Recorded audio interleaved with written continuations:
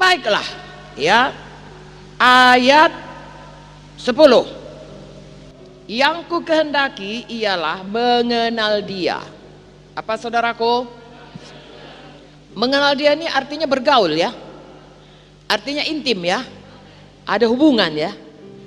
Inilah yang diluruskan Paulus dalam hidupnya. Kan dia nggak kenal Yesus maka dia niaya jemaat.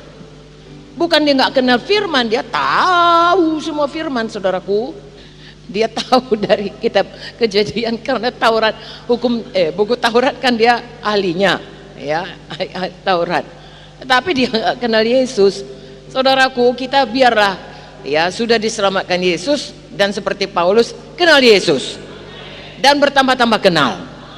Ada hubungan, ada keintiman, ada kedekatan, ada pengetahuan, bukan pengetahuan ini, tahu kita ya, dia sukanya ini, dia sukanya ini. Nah, itu kalau kenal ya.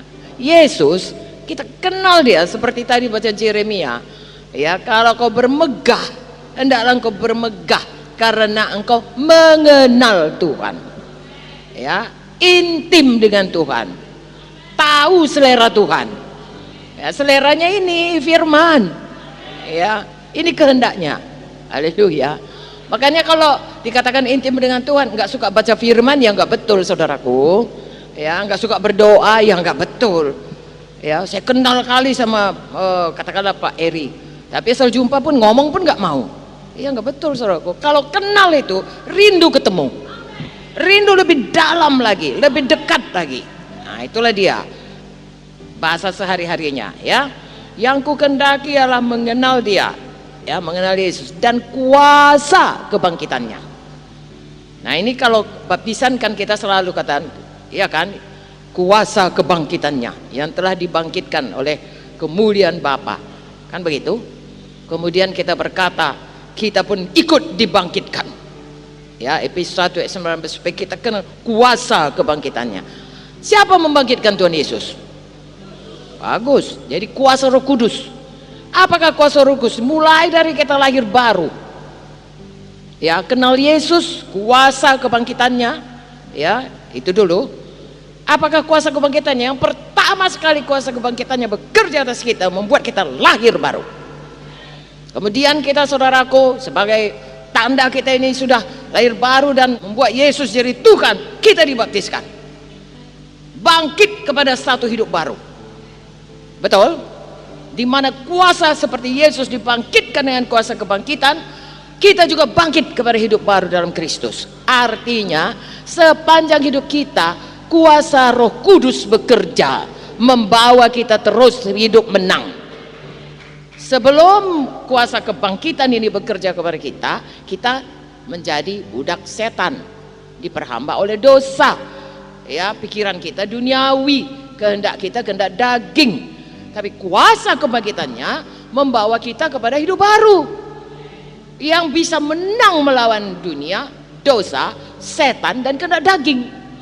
Sehingga kita, dan itu sekali lagi-lagi dengan iman. Haleluya. Lalu kita lihat hidup kita saudaraku, makin kita kenal Tuhan, makin berjalan dalam kekudusannya ya. Roh Kudus itu makin bekerja sehingga kita bisa mempraktekkan firman Tuhan ini karena dengan iman. Tuhan berkata saudaraku, kalau seorang mau jadi muridku, ia harus menyangkal, terus mengangkat, mengikut sekali setahun. Saya ulangi, Lukas 9:23. Kalau seorang mau mengikut aku atau mau menjadi muridku, maka ia harus menyangkal diri, apalagi memikul salib, apalagi mengikut aku setiap hari. Haleluya. Siapa yang bisa membuat demikian? Roh Kudus. Makanya kata Paulus, yang ku kehendaki ini, saya dan saudara juga kiranya demikian. Kita luruskan dulu hidup kita, suka kita kuasa kebangkitan, karena itu membuat kita tiap-tiap hari bisa mengikut Yesus dengan menang. Bagaimana mengikut Yesus dengan menang? Ada menyangkal diri, Kehendak daging kita memalas. Misalnya lah saudara, sebenarnya kalau saudara kemarin ini kan udah nyangkal diri. Kalau enggak kan saudara bisa tinggal aja di kampung saudara. Nah, dan lain sebagainya. Saudara datang di sini karena untuk patuh itu perlu menyangkal diri. Semua kita punya kehendak daging, semua kita punya kepentingan, semua kita punya cara berpikir sendiri. Semua kita mempunyai penilaian masing-masing. Yang saya rasa baik, belum tentu saudara rasa baik. Dan yang saudara rasa baik, belum tentu saya rasa baik. Tetapi saudara menundukkan diri, itu nyangkal diri namanya. Ya, mengangkat salib, ya nanti kita lihat lagi. Mengangkat salib itu seperti Tuhan Yesus. Ya, seharusnya kan dia enggak patutnya dia mengangkat salib kan, bukan bagiannya itu, bagian kitanya itu, tapi ditanggungkannya demi supaya kehendak Bapa jadi. Kita pun begitu. Nah, mengikut Yesus, ya mengikut Yesus itu saudaraku, ada yang bisa diikut di dunia ini saudaraku. Satu, Tuhan Yesus. Dua, setan. Ya, tiga, diri kita atau orang lain. Kan itu aja di dunia ini. Jadi kepada kita selalu itu pilihan. Ya, sepanjang hidup kita.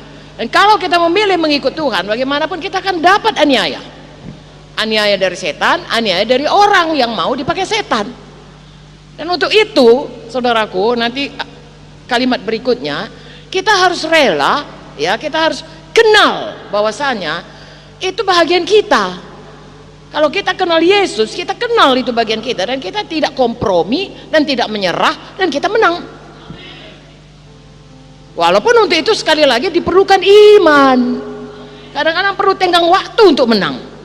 Dan untuk itu saudara tetap tekun dalam iman, berpegang teguh pada imanmu.